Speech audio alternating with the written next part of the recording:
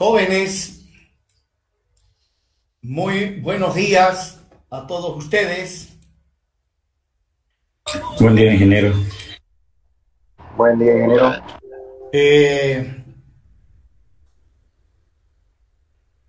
Para los que no están enterados, he decidido posponer el examen que teníamos que rendir el día de hoy para la semana que viene, ya que tengo conocimiento de que el paro indefinido y los problemas que hay se van a solucionar este fin de semana. Por tal motivo, que repito, he suspendido el examen para la semana que viene y obviamente el examen ha de ser presencial. También el otro motivo por el cual he suspendido el examen de hoy es que en todas las otras materias, lamentablemente, no ha sido posible tomar el examen en razón a que, pues, no, los alumnos no se ubican conforme las instrucciones que yo envié, y en esas condiciones no se podía tomar examen. Entonces, repito, el examen voy a tomar esta semana que viene, presencial, ya que hasta donde tengo conocimiento, pues este fin de semana ya se suspende el paro indefinido, y además pues los políticos ya se han puesto de acuerdo, tanto de izquierda como de derecha, ya se han puesto de acuerdo. Y bueno, entonces nosotros vamos a continuar con el avance de materia. Pero antes de ello les hago una consulta. Por ahí me han informado, pero no estoy plenamente seguro. No sé si ustedes tienen conocimiento de una circular emitida por las autoridades universitarias donde dicen que van a reprogramar el semestre académico, o sea, van a alargar hasta el año que viene las clases de la universidad. ¿Alguien tiene conocimiento de esa circular donde dice que van a reprogramar y por ende eso significa que el semestre se alarga hasta el año que viene, hasta el mes de enero? Sí, ingeniero, solo que no lo firmó el rector por lo que está en el Beni. Eso dijo Carla del IQ. Ya. Bueno, todavía lo dijeron, pero todavía no está oficial, pero está ahí por decir la idea para que Sí, porque yo cuando me dijeron eso, yo pregunté, pues, ¿esa circular tiene firma? Me dijeron que no tenía firma. Entonces, mientras no tenga la firma, obviamente no tiene validez. No tiene validez. Bueno, esperemos entonces que... Pero ahí decían por la persona de que querían posponer así absolutamente todas las clases por los estudiantes que van al paro y todo lo demás a apoyar, porque es un bien para todos, ya que también la universidad está apoyando. Por eso es que decían que sí o sí se iba a posponer el calendario. Ya, muy bien. Si es así, pues mucho mejor para ustedes y obviamente también para mí, por cuanto voy a tener posibilidad de enseñarles más. Bien, no es más, jóvenes, vamos hoy a ver, continuando con el capítulo del método de las fuerzas o el método de las flexibilidades.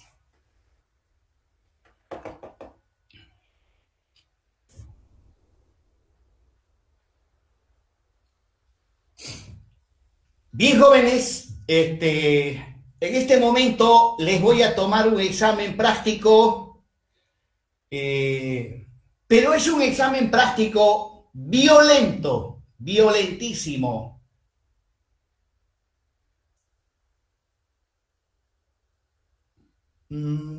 A ver. No, mejor si lo tomo nomás la semana que viene. La semana que viene ya va a ser presencial. Entonces, Inge, el martes examen práctico y el próximo sábado el examen. ¿Podría ser así? El mismo día, pues si el examen práctico va a durar 3 minutos. No, Inge, como van a posponer igual el calendario, así un poquito más para estudiar y repasar No, pero el mismo día las dudas que usted no ve. no tiene sentido lo que usted dice. Para este primer parcial, ¿cuánto tiempo tienen? ¿Cuánto tiempo han tenido? Por demás han tenido tiempo. Bien, jóvenes, lo que vamos a ver hoy es un ejemplo de aplicación.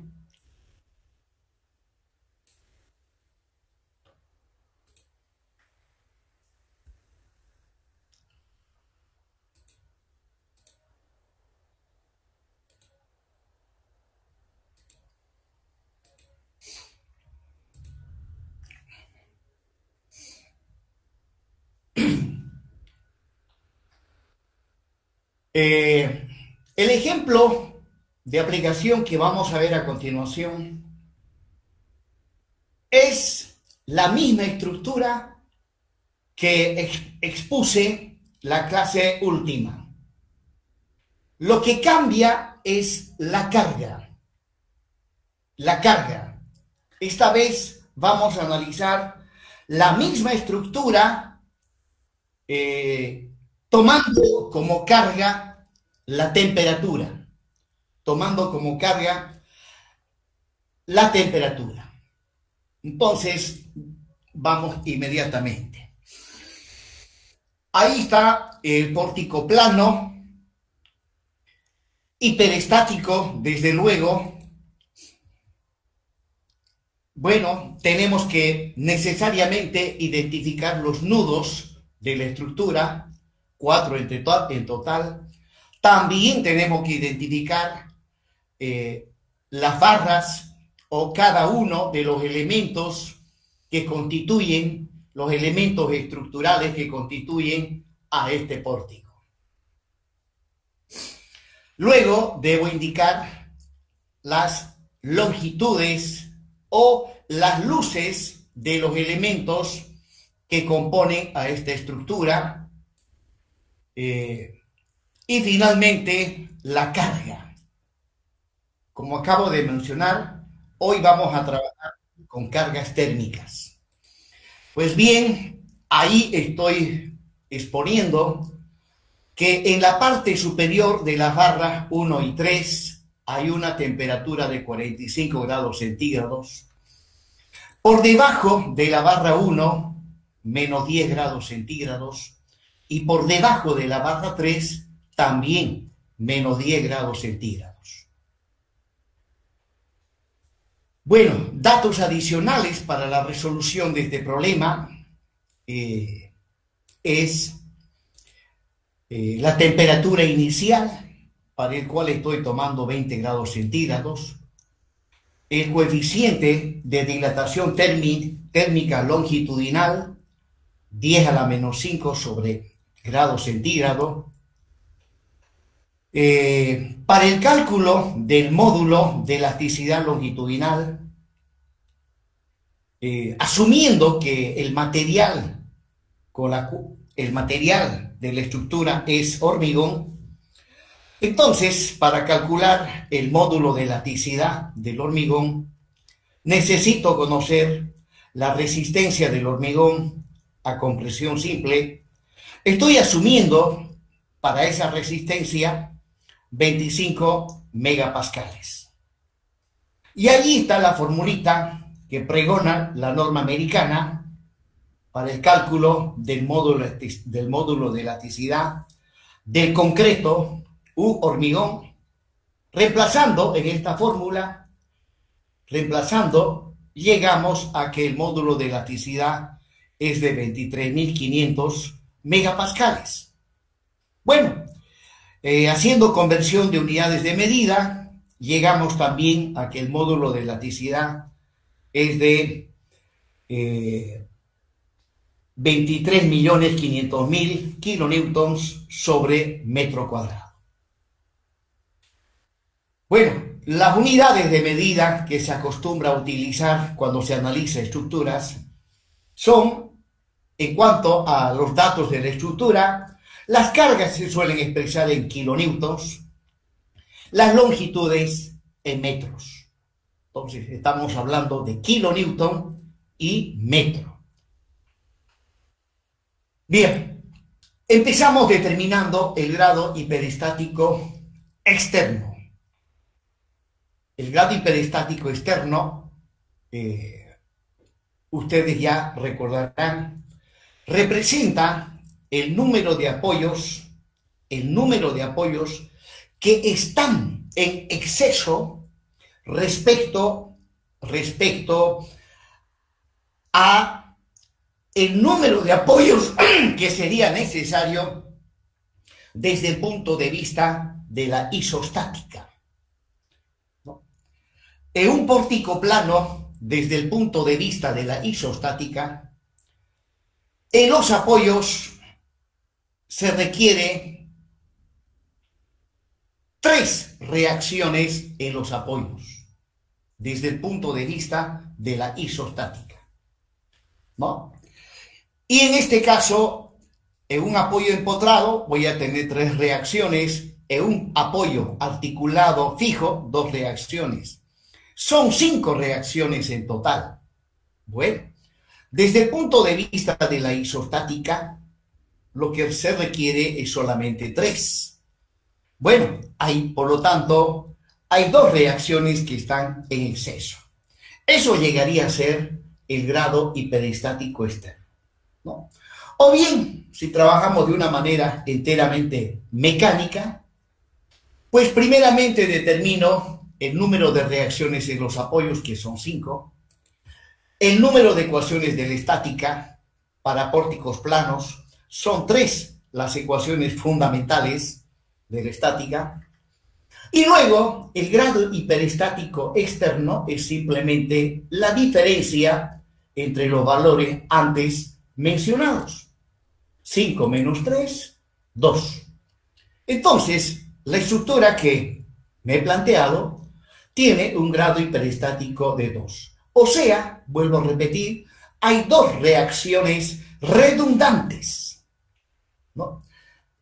A esas 2 reacciones redundantes las voy a denominar como las incógnitas hiperestáticas externas y las voy a identificar con X1 y X2. Bueno, no estoy mostrando en este pórtico las reacciones en los apoyos. Repito, en el apoyo empotrado hay 3 reacciones y en el apoyo del nudo 3 hay 2. No los estoy mostrando. Lo que voy a mostrar es ya de esas reacciones a cuáles estoy eligiendo, porque así tiene que ser, una vez determinado el grado hiperestático, que es 2 en este caso. El que está resolviendo el problema es quien tiene que elegir cuáles de todas las reacciones, cuáles van a ser las incógnitas hiperestáticas. En este caso, yo he elegido A, en el apoyo empotrado, a el momento. Esa es mi primera incógnita hiperestática. Y en el apoyo articulado fijo, he elegido como incógnita hiperestática, ¿no? Porque aquí aparecen 2 reacciones, una horizontal y otra vertical.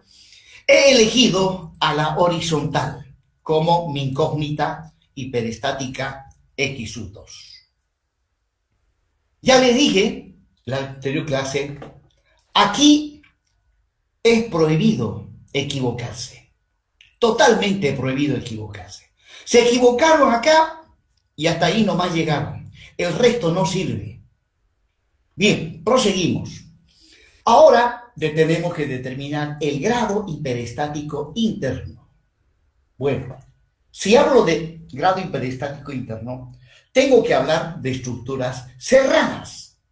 En este caso, el pórtico, pues a simple vista se ve que es totalmente abierto, no hay nada cerrado. Por lo tanto, no hay nada que abrir, por lo tanto, el grado hiperestático interno es 0.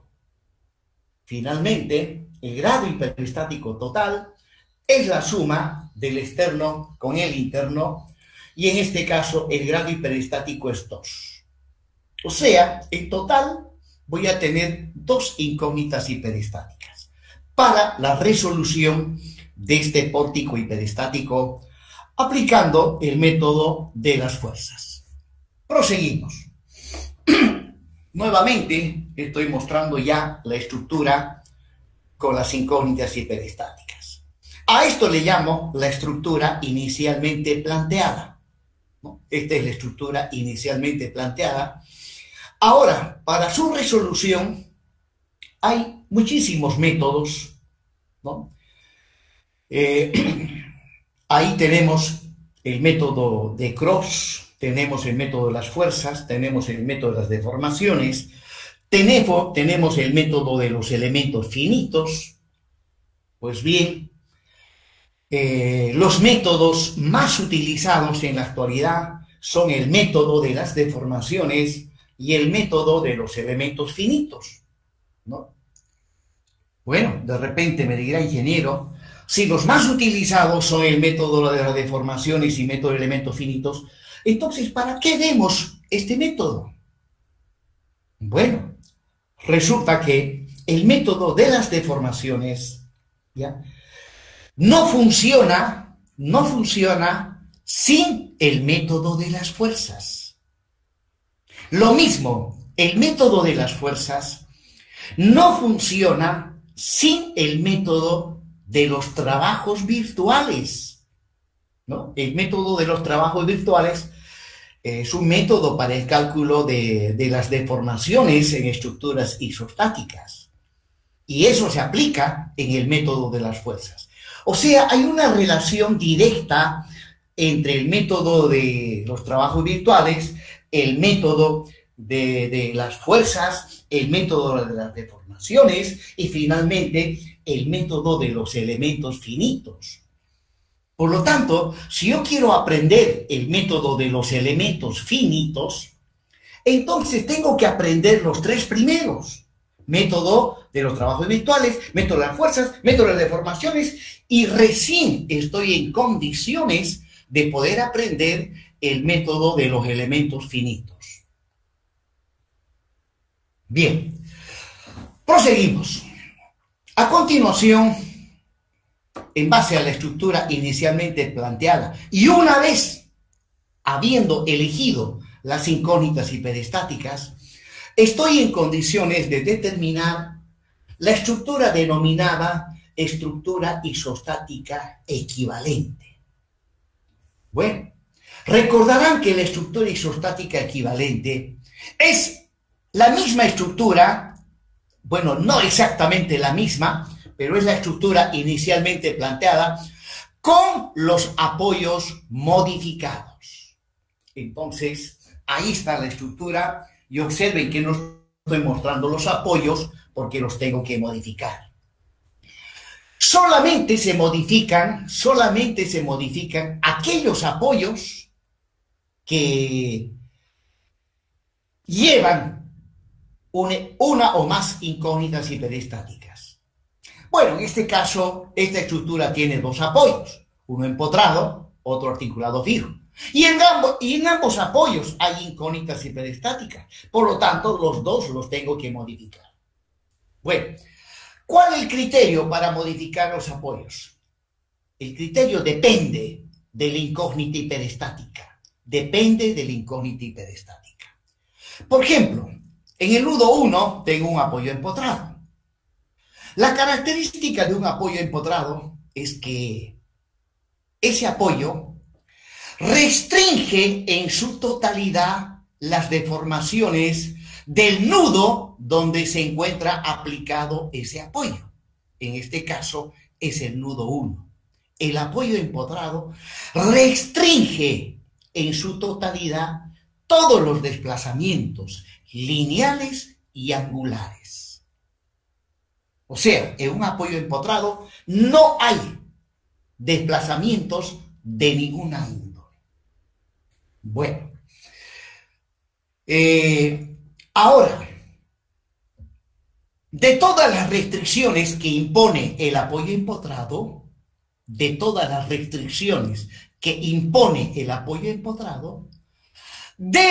retirar la restricción al desplazamiento angular, ya que el momento, que es x1, que es un momento, está asociado al desplazamiento angular.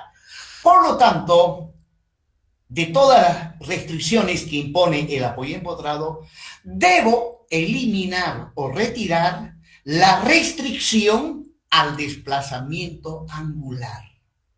O sea, el apoyo empotrado, en otras palabras, lo tengo que reemplazar por otro apoyo que permita desplazamiento angular. Y aquí va. Vamos a la estructura isostática equivalente y ese apoyo tiene que ser un apoyo articulado fijo, ¿no? Solamente he eliminado del apoyo empotrado, solamente he eliminado la restricción al desplazamiento angular. Y listo. Vamos ahora al nudo 3, donde tengo un apoyo articulado fijo.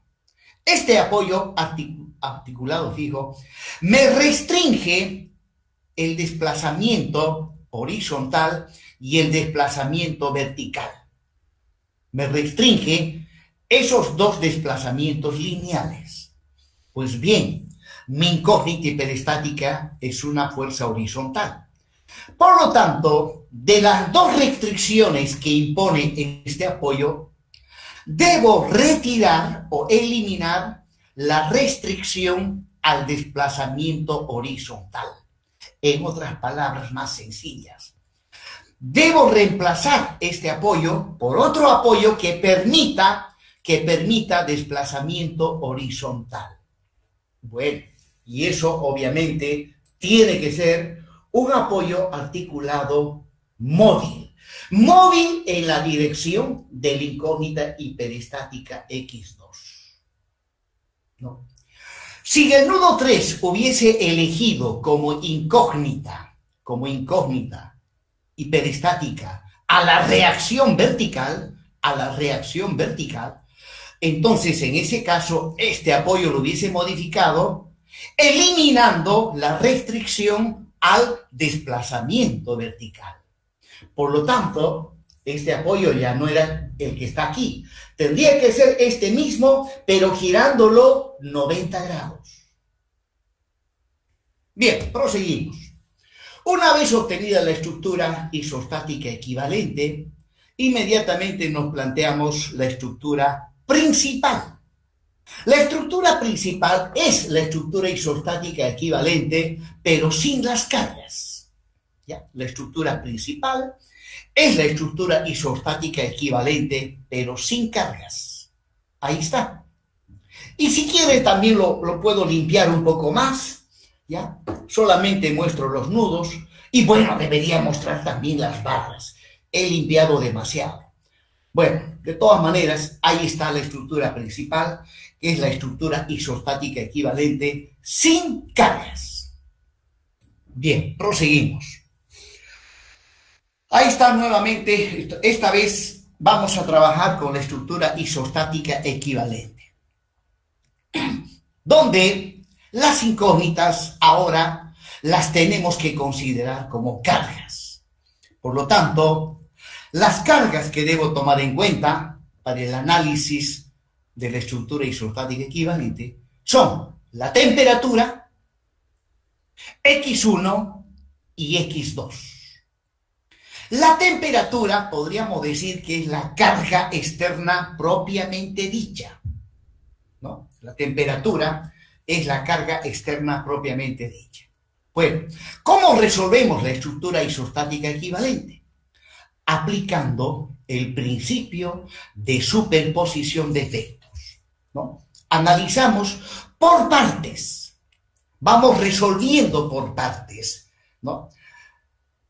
Pues esta estructura isostática equivalente, primero la resolvemos para la carga externa propiamente dicha, o sea, la analizamos para la temperatura. Listo. Después la analizamos para X1 y después para X2. Luego, sumando los resultados obtenidos en cada análisis, llegamos a resolver la estructura isostática equivalente. Entonces, ahí está la ecuación del principio de superposición de efectos, ¿no?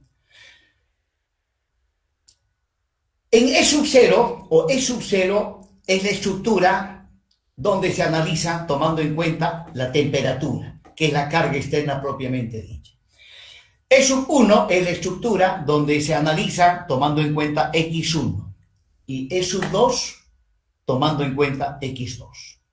Entonces, vamos de una vez. Empecemos con E sub 0. Entonces, ahí está la estructura principal y le aplicamos la carga externa propiamente dicha, ¿no? Y pues a esta estructura, bueno, para analizar la carga, que es la temperatura, necesito la temperatura inicial y analizar una estructura, ustedes saben qué significa calcular reacciones, calcular esfuerzos internos y luego calcular las deformaciones. Son 3 etapas en el análisis de toda estructura: reacciones, esfuerzos internos y deformaciones. En cuanto, bueno, les hago recuerdo que en el caso de una estructura sometida a cargas térmicas, si la estructura es isostática, no aparecen reacciones en los apoyos ni esfuerzos internos en las barras. Pero sí, la estructura se deforma. Se deforma. Bueno, de esas deformaciones, de las deformaciones que experimenta la estructura, lo que me interesa son las deformaciones correspondientes a las incógnitas X1 y X2. O sea, en el nudo 1, lo que me interesa conocer es el desplazamiento angular del nudo 1. En el nudo 3, lo que me interesa conocer es el desplazamiento horizontal del nudo 3. Entonces, vamos. Ahí está el desplazamiento angular del nudo 1, al que le vamos a llamar delta 1. Y el desplazamiento lineal en el nudo 2, al que le vamos a llamar delta 2. Pero hay un segundo subíndice, que es el 0. Eso significa que delta 1 y delta 2 son desplazamientos debido a la carga externa. Son desplazamientos debido a la carga externa, ¿no? Y a esta estructura la identificamos con E sub 0. Listo. Vamos ahora al siguiente. Ahí está la estructura principal y ahora la siguiente carga es X1. Pues bien, X1 es una incógnita, no tenemos su valor, por lo tanto, no podemos analizar la estructura. Bueno, es cuestión de imaginación y seguro que el que inventó este método ha debido tener una imaginación fabulosa. Obviamente estamos hablando de los grandes sabios de la era del Renacimiento, ¿no? La era del Renacimiento fue una época fabulosa, aproximadamente del año 1500 al año 1800, un poquito más. Ahí fue algo fabuloso en cuanto a ciencia, tecnología, arte, en fin.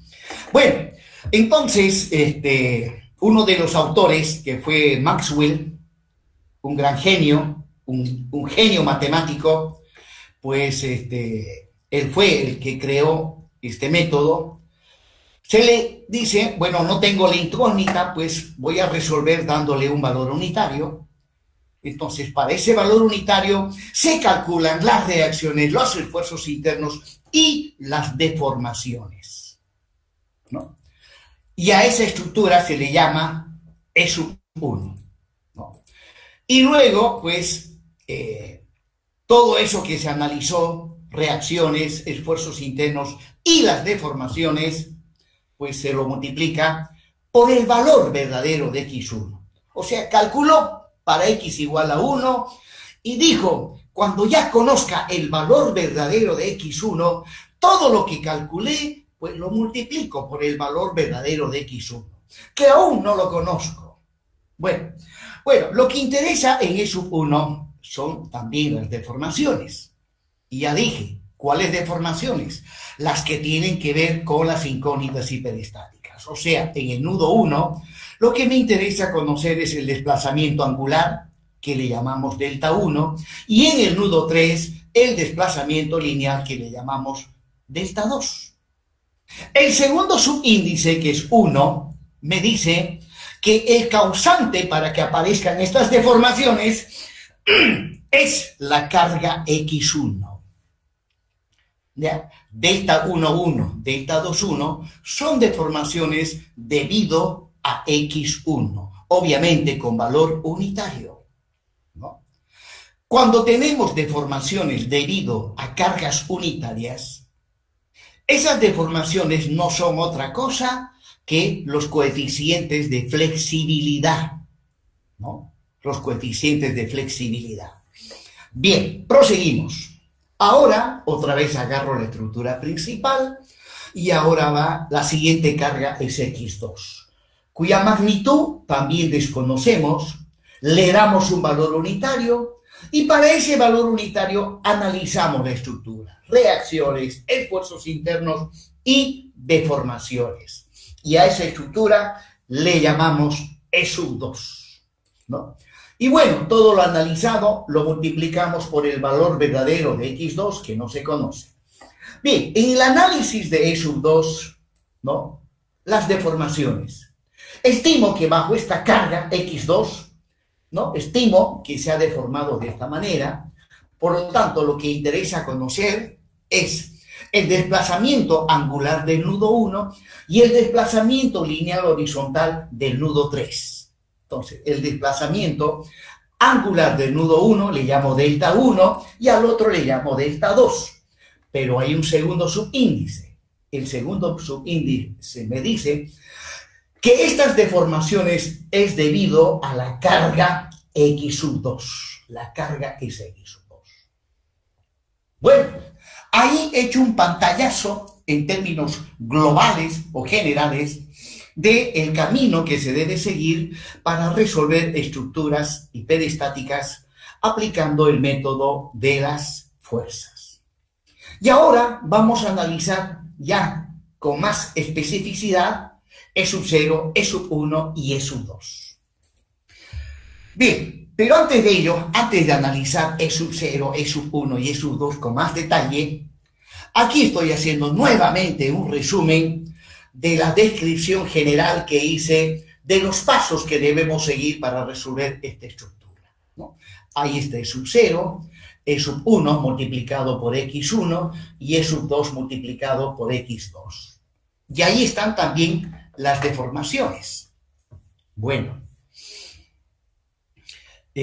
según el principio de superposición de efectos, la suma de E0 más E1 por X1 más E2 por X2 me tiene que dar como resultado a la estructura isostática equivalente. O en otras palabras, ya nuevamente estoy mostrando el principio de superposición de efectos, ya me tiene que dar como resultado lo que dice la estructura inicialmente planteada. Si observamos la estructura inicialmente planteada, en el nudo 1 hay un empotramiento y por lo tanto, para un empotramiento, el desplazamiento angular es cero. Es cero.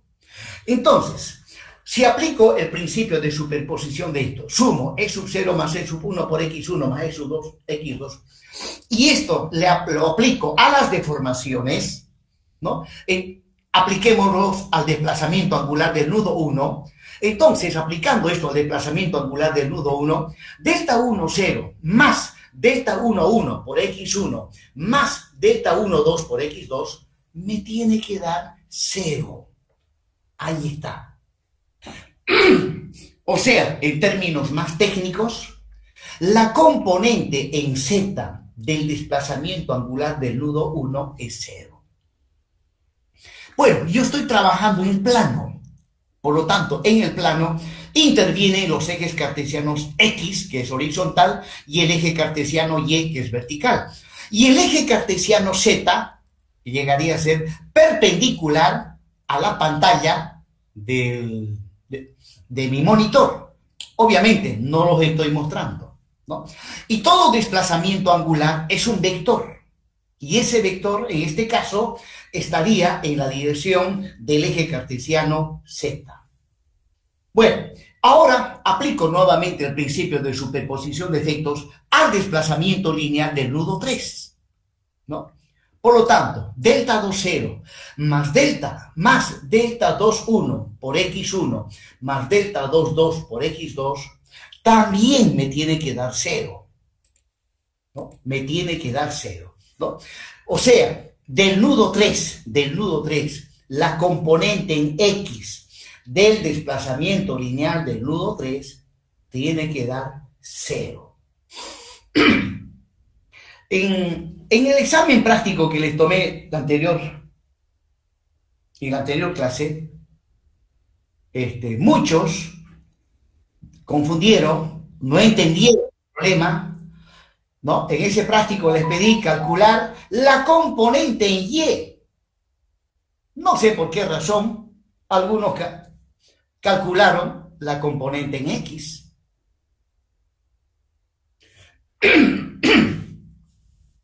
Bien, jóvenes, es que es importantísimo, al menos en un examen, saber concentrarse al máximo, ¿no? Y leer la pregunta por lo menos unas 2 o 3 veces, hasta entenderla. Y si no la entendieron, ahí está el profe. Inge, venga, por favor, no entiendo la pregunta, ayúdeme.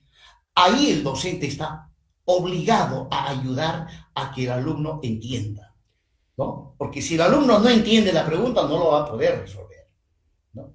Pero obviamente el docente no está obligado a decirle luego cómo va a resolver. Ahí no, ya no interviene. Bien, entonces las dos ecuaciones, analizando las deformaciones que he obtenido, se denominan ecuaciones de compatibilidad elástica de la estructura. Muy bien, proseguimos. Ahora sí, vamos a analizar ya en más detalle las estructuras E0, E1 y E2. Empezamos con E0. Bueno, es una estructura isostática cuya carga es la temperatura.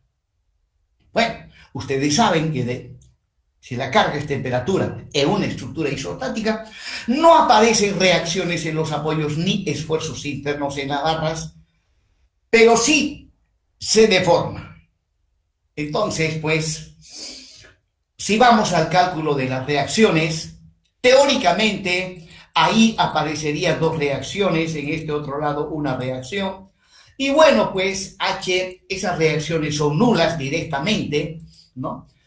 Ahí están los datos. Luego tendría que ir a los esfuerzos internos, ¿no? En la barra 1 tendría que aislarla la barra 1 y luego aplicarle la carga, pero aquí pues como la carga es la temperatura, no hay esfuerzos internos, ni momentos, ni constantes, ni normales, ¿no? Y así sucesivamente, también para la barra 2, ¿no? La barra 2 lo aíslo, le aplico la carga y nada, la barra 3 lo mismo, lo aíslo, y debido a la temperatura no hay absolutamente nada. Bien, nos vamos inmediatamente ahora al análisis de la estructura E1. En este caso ya sabemos la carga es X1 con valor unitario. Pues aquí, obviamente, sí hay reacciones y esfuerzos internos, ¿no? Ahí están las reacciones. En el nudo 1 hay un apoyo articulado fijo. Ahí no va a haber reacción horizontal, ¿no? Y además, aquí X1 es la carga. V1 y V3 son las reacciones. Bueno, voy a hacer un pequeño paréntesis acá.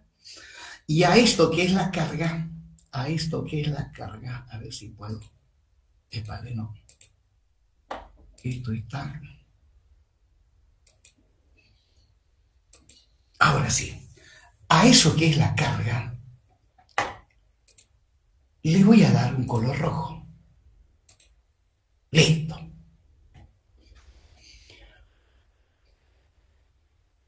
Y seguramente en algún lugar también, la barra 1, aquí está. Esto es carga. Le voy a dar un color rojito para diferenciarlo. Y ahí nomás aparece esa carga. Bien, volvemos otra vez. Y desde el principio.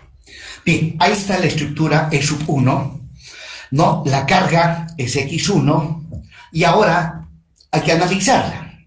Empezamos calculando las reacciones en los apoyos. Bueno, para la carga y para la estructura, como es tan sencillita, rápidamente a simple vista puedo ver que voy a tener esas reacciones. En el nudo 3 la reacción sí o sí tiene que venir abajo por el sentido que tiene el momento. Entonces vamos al cálculo de las reacciones. Sumatoria de momentos con respecto al nudo 1, ¿no? En ese caso no interviene B sub 1, interviene B sub 3 y la carga, que es 1. Y de ahí despejo B sub 3. Me sale 1/8 de kilonewton. Luego hago sumatoria de momentos con respecto al nudo 2. Con respecto al nudo 2 y nuevamente ahí ya no interviene B sub 3, ha de intervenir B sub 1, que es la otra incógnita. Y de ahí despejo B sub 1. Bueno, ya calculé las reacciones y hacemos la verificación. Sumatoria de fuerzas en Y, obviamente me va a dar 0, ¿no? En esto del cálculo de las reacciones, hay algunos que se complican innecesariamente. Ya les dije en la clase presencial que hay que detenerse un poquito a pensar, especialmente cuando hacen sumatoria de momentos, elegir el centro de momentos adecuadamente para que les dé una ecuación con una incógnita. Porque si van a obtener ecuaciones con dos incógnitas, pues les va a llevar mucho más tiempo resolver el problema. Bien, calculadas las reacciones, nos vamos al análisis de los esfuerzos internos. Ahora tengo que recorrer la estructura barra por barra, de izquierda a derecha, o de derecha a izquierda, de abajo para arriba, o de arriba para abajo. Eso ya depende del que lo está resolviendo. Él tiene que ver la forma, el camino más rápido y más sencillo. Porque aquí también se puede elegir el camino más sencillo. Bueno, en este caso, agarro primeramente a la barra 1. Es una barra que está en posición horizontal. Pues bien, voy a ir de izquierda a derecha. Yendo de izquierda a derecha para la barra 1, ¿no? Esta barra tiene una longitud de 8 metros. En su extremo izquierdo está el nudo 1. Y en ese nudo, ¿qué tengo? Tengo la carga, que vale 1, y la reacción, que vale B sub 1, cuyo valor ya lo tenemos, es 1/8, ¿no? Luego, en el otro extremo, en el nudo 2, esa barra está rígidamente unida a otras barras. Eso lo represento por medio de un empotramiento, ¿no? Y bueno, y ahora me pongo a analizar. Pero cuando digo analizar, lo que me interesa conocer, en este caso, son las ecuaciones analíticas de los esfuerzos internos, ¿no? Cortantes, normales, torsores y todo lo demás. Sin embargo, ya sabemos que en el caso de pórticos planos, solamente interesa el momento. Me interesa solamente el momento. Por lo tanto, en este caso, bueno, ahí estoy mostrando las reacciones que aparecerían en el extremo derecho de la barra 1, ¿ya? Pero lo que me interesa son los esfuerzos internos. Por tanto, viniendo de izquierda a derecha a una distancia X, ahí está la ecuación analítica del momento flector. B sub 1 vale 1/8. 1/8 por X da momento positivo y la carga produce momento negativo. Bueno, sin embargo, se me ocurrió también plantear la ecuación analítica del cortante y la ecuación analítica del esfuerzo normal, que en este caso no hay. No era necesario hacer estos dos últimos. El que me interesa es el momento. Aunque me equivoco un poco. Me equivoco. Cuando la carga es temperatura, para el cálculo de las deformaciones hay dos integrales. Una integral que toma en cuenta el esfuerzo normal y otra integral que toma en cuenta los momentos flectores, ¿no? Esas integrales están multiplicadas por los coeficientes K sub 1 y K sub 2, si ustedes se acuerdan, ¿no? Bueno, proseguimos. Ahora calculo el momento en el nudo 2. Para eso utilizo la ecuación analítica, ¿no? A X le doy el valor 8 y ya tengo el momento en el nudo 2. Luego también calculo el cortante en el nudo 2, utilizo su correspondiente ecuación analítica, le doy el valor 8 a X. Bueno, en este caso es constante y el normal obviamente también es constante y nulo. Vamos a la barra 2, aislamos la barra 2, ¿ya? Tiene una longitud de 5 metros, en el nudo 3 hay una carga, que es la reacción B sub 3, que vale 1/8, ¿no? Y en el extremo superior se encuentra rígidamente unido a otras barras. Y ahora, viniendo de abajo para arriba, a una distancia X, pues las ecuaciones analíticas. El momento es nulo, el cortante es nulo y el normal es igual a 1/8 y es positivo. Positivo porque es tracción, ¿no? O sea, esta barra no lleva momento. No hay cargas que produzcan momento. Y finalmente nos vamos a la... Bueno, ahora el momento en el nudo 2 es 0, el cortante es 0 y el normal es 1/8. Proseguimos con la estructura. Momentico. Habrán observado aquí que me faltó analizar la barra 3. No lo he analizado porque esta barra no lleva cargas. Y si no lleva cargas, pues no hay reacciones ni esfuerzos internos en la barra 3. Entonces, de ahí que he pasado directamente ahora a la estructura E sub 2, donde la carga es X2 con valor unitario, ¿no? Inmediatamente calculamos las reacciones. ¿Cuáles reacciones? Ahí los estoy mostrando, ¿no? Bien, hago sumatoria de momentos con respecto al nudo 1 y, bueno, acá también voy a hacer, por favor, un pequeño paréntesis. A esto le voy a dar un color rojito. Listo. ¿Y dónde más aparece eso? Acá. Aquí aparece también eso. Y un color rojo, para diferenciarlo de los demás.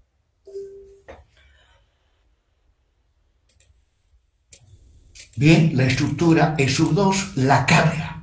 Y hay que analizarla, ¿no? Entonces tenemos que calcular las reacciones con los apoyos, que los estoy colocando con color azul. Ahora sí, la carga es X2, sumatoria de momentos con respecto al nudo 1. Bueno, entonces H1 y B1 no intervienen, ha de intervenir solamente B sub 3, y de ahí despejo B sub 3, 5/8. Sumatoria de momentos con respecto al nudo 2, en este caso no interviene H1 ni B sub 3, interviene solamente B sub 1, y de ahí despejo B sub 1, me sale también 5/8. Luego, sumatoria de fuerzas en X, voy a tener 1 menos H1, y de ahí H1 igual a 1 kilonewton. Y la verificación, sumatoria de fuerzas en Y, bueno, reemplazando los valores obtenidos, 0 igual a 0. Y ahora nos vamos al análisis de los esfuerzos internos. Pues bien, empezamos con la barra 1, como lo hicimos hace un momento. Ahí está la barra 1, tiene una longitud de 8 metros. En el nudo 1 hay dos fuerzas, una de ellas es H1, la otra es B sub 1, cuyos valores ya los conocemos. Luego, en el otro extremo está rígidamente unido y ahí aparecen esas reacciones, ¿no? Bien, ahora, partiendo del nudo 1 a la derecha, a una distancia X, ahí va la ecuación analítica del momento flector. B sub 1 vale 5/8, 5/8 por X. La ecuación analítica del esfuerzo de corte y del esfuerzo normal. H1 vale 1. Y extracción. Bien, y luego puedo calcular estas reacciones utilizando las ecuaciones analíticas. A X dándole el valor 8, calculo el momento en el nudo 2, el cortante en el nudo 2 y el esfuerzo normal. Bien, la reacción mejor dicho. Luego nos vamos a la barra 2. Ahí está. Tiene una longitud de 5 metros. En el nudo 3 hay dos cargas. Una de ellas es X2 y la otra carga es B sub 3, cuyos valores son conocidos. Y en el extremo superior está el nudo 2, ahí está empotrado, y luego, partiendo de abajo hacia arriba, las ecuaciones analíticas del momento. En este caso es 1 por x, x y es negativo. Luego el cortante y el normal. Luego, dando a x el valor 5, calculamos las reacciones en el extremo superior. Y también aquí no analizo la barra 3 porque no lleva cargas. Bueno, ahí está la ecuación de compatibilidad de las deformaciones, ¿no?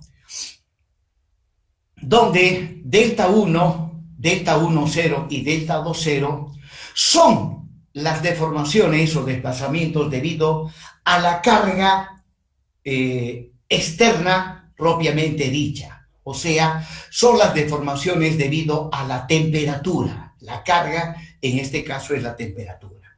Y luego delta 1 y los demás son delta 1, 1 y delta 2, 1, deformaciones debido a la carga x1 con valor unitario y los otros debido a x2 con valor unitario, ¿no? Y bueno, a las deformaciones que son producidas por cargas unitarias se les denomina coeficientes de flexibilidad de la estructura, ¿no? Luego, lo que voy a hacer a continuación, voy a multiplicar las ecuaciones de compatibilidad por EI. Ambas las multiplico por EI y finalmente llego a esa expresión. A continuación voy a explicar por qué los he multiplicado por EI.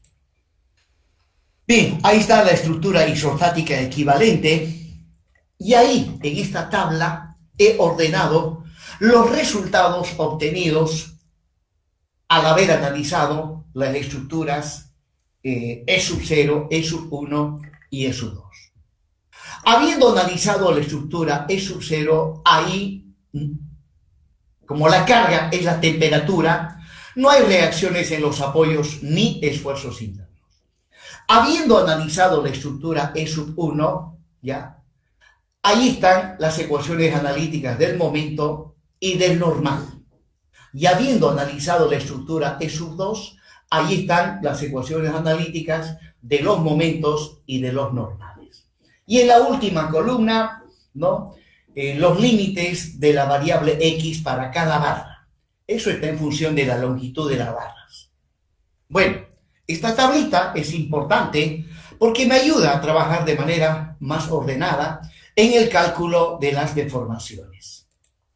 Bien, ahí está la fórmula para el cálculo de las deformaciones cuando se tiene cargas térmicas, ¿no?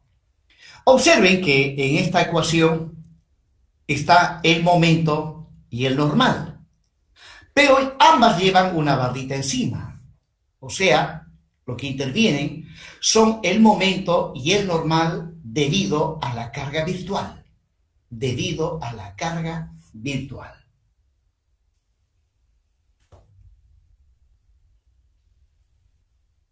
Recuerden que cuando hablamos de cargas virtuales, cuando quiero calcular un desplazamiento angular, la carga virtual es un momento de valor unitario.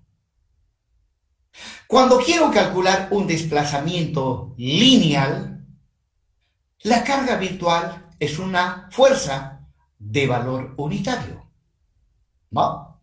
Bien, ahora a esta ecuación le voy a hacer algunos pequeños cambios. Ahí está, ¿no? Vamos a trabajar con subíndices, ¿no? Recuerden que en este caso tengo que calcular el delta 1, 0 y el delta 2, 0. Bueno, el delta 1, 0 y el delta 2, 0. Pues estos subíndices me ayudan a calcular esos desplazamientos, ¿no? Si digo delta 1, 0, el 1 significa que los normales y momentos los tengo que extraer de la tabla. ¿De qué parte de la tabla? de los resultados correspondientes a la estructura E sub 1. Aquí están los momentos y los normales en la estructura E sub 1.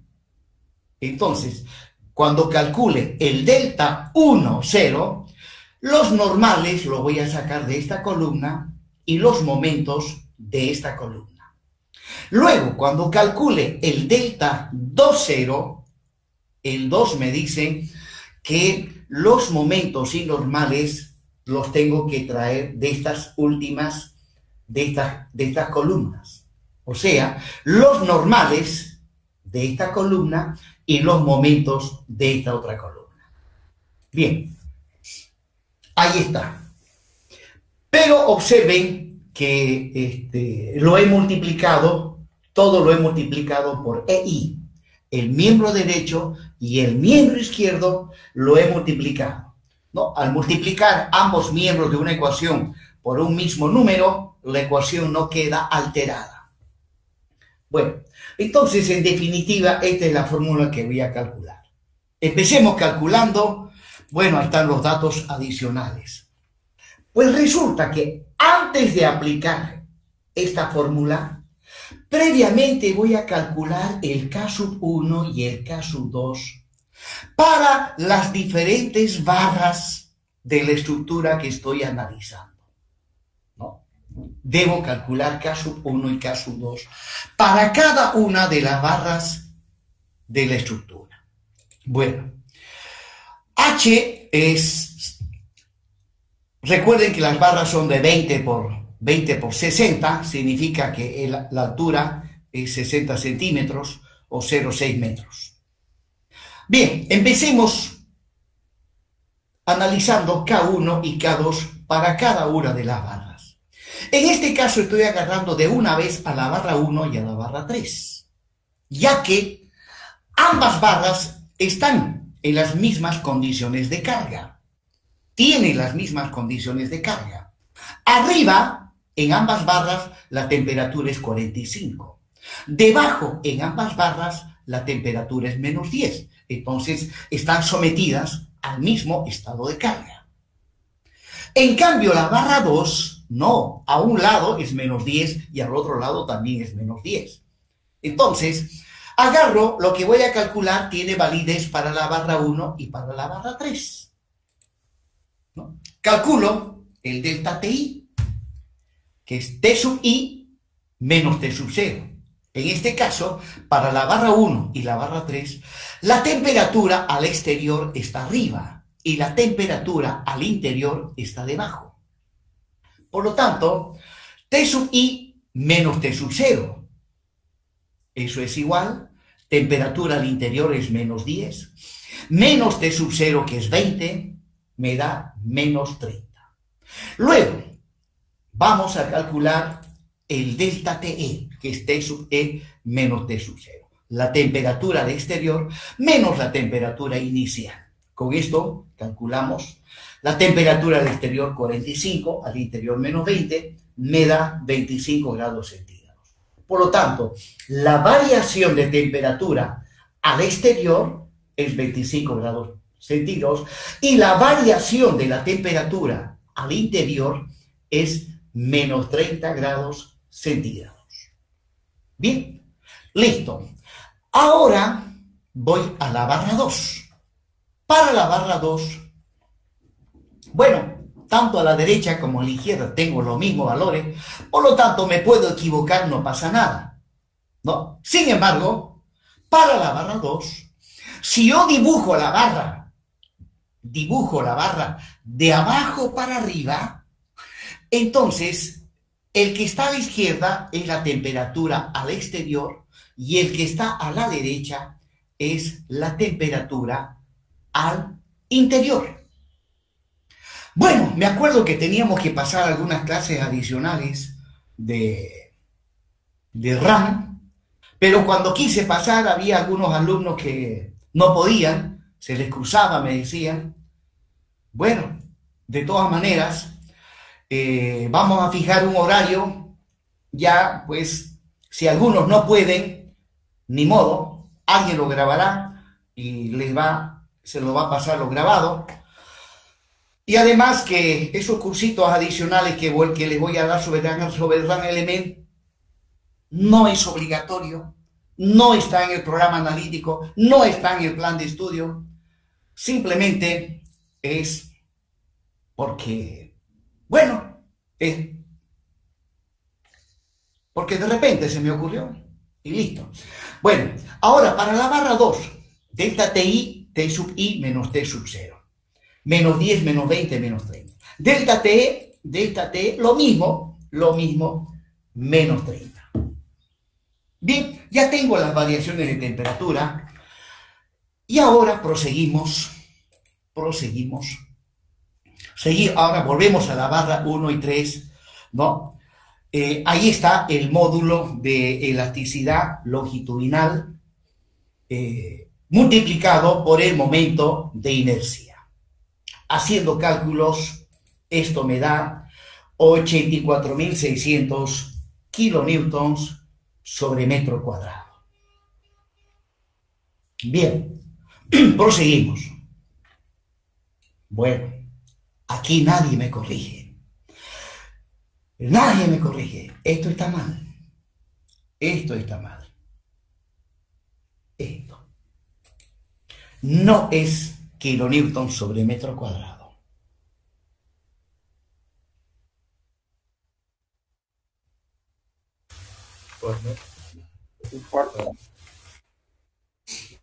Voy a corregir, por favor. Voy a corregir.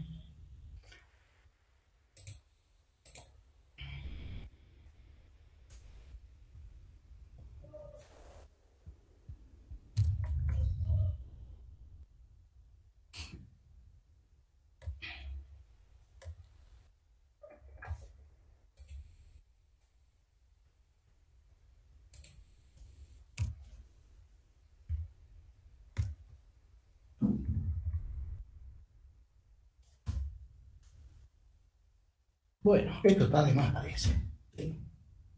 Kilonewton, no, lo pondremos nomás para que se diferencie. Eso es lo correcto. Bien, proseguimos.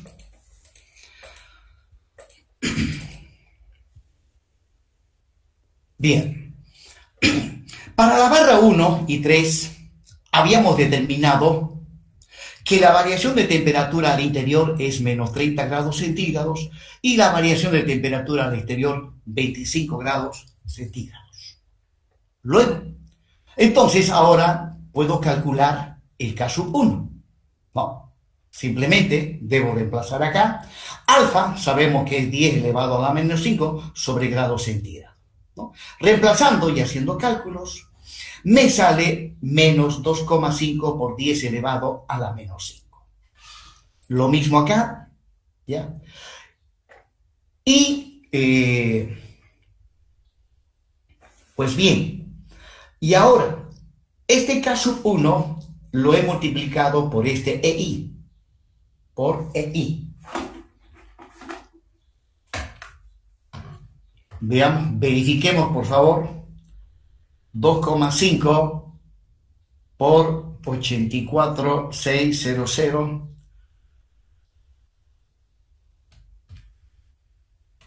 Sí, está bien.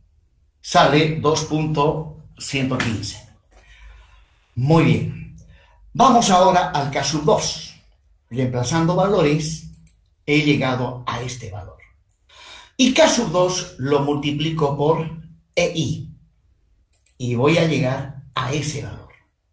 Lo estoy multiplicando por EI porque habrán observado en las anteriores diapositivas la ecuación de compatibilidad de las ecuaciones de compatibilidad de las deformaciones y también la ecuación que me permite calcular desplazamientos debido a la temperatura, lo he multiplicado por EI.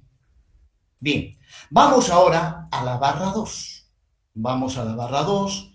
Esos son los resultados obtenidos en la anterior diapositiva y calculamos el K sub 1, en este caso me sale menos 30 por 10 elevado a la menos 5 y pues multiplicando por EI llego a ese valor, calculo K sub 2 me sale cero. Obviamente me sale cero porque delta TI y delta D tienen el mismo valor. El primero es negativo, el segundo también es negativo, pero con este negativo se hace positivo, y con el primero que es negativo se anula, se hace cero, y EIK2 igual a cero. Bueno, son cálculos preliminares, ¿no? Que hay que hacerlos, pero en forma ordenada, y luego nuevamente ahí la tabla. Bien, ahí está la fórmula para calcular los desplazamientos debido a la temperatura. Empecemos calculando para la barra 1 y 3, ¿no? El EIK1 salió ese valor. O sea, estoy haciendo un resumen de lo que obtuve en la anterior diapositiva, y para la barra 2 habíamos obtenido eso. Es que lo quería tener a la vista. Y ahora calculamos el delta 1, 0. ¿No? Ya tengo el delta 1, 0. Aplico esta fórmula. Recuerden que cada una de estas integrales se tiene que aplicar a toda la estructura. ¿Qué significa eso? Que esta primera integral se tiene que descomponer en una integral para la barra 1, otra integral para la barra 2 y otra integral para la barra 3. O sea, de aquí me van a salir 3 integrales.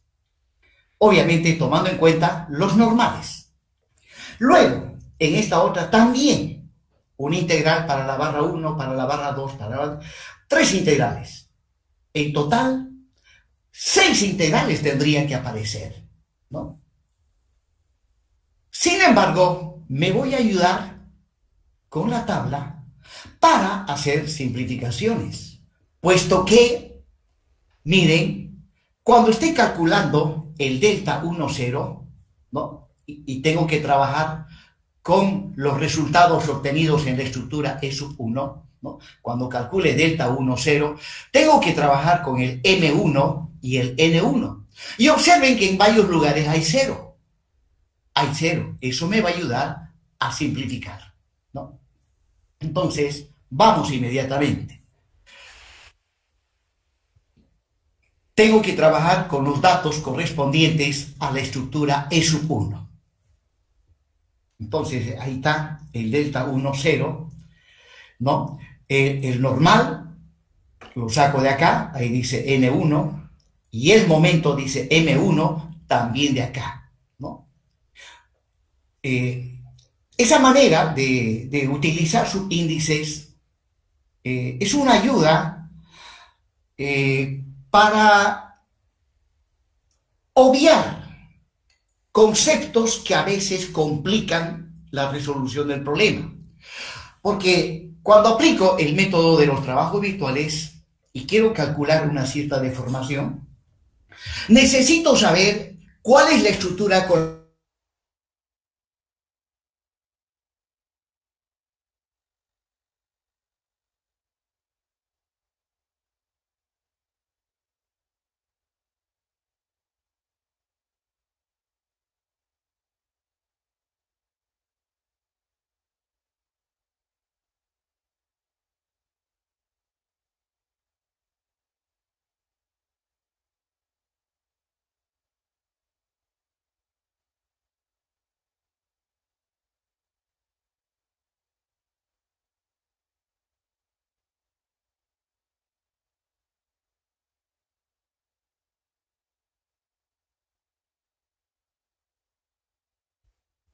Se le apagó su micrófono, ingeniero, parece. Uf, yo estaba pensando que era mi wifi. Ingeniero, creo que se le cortó el internet.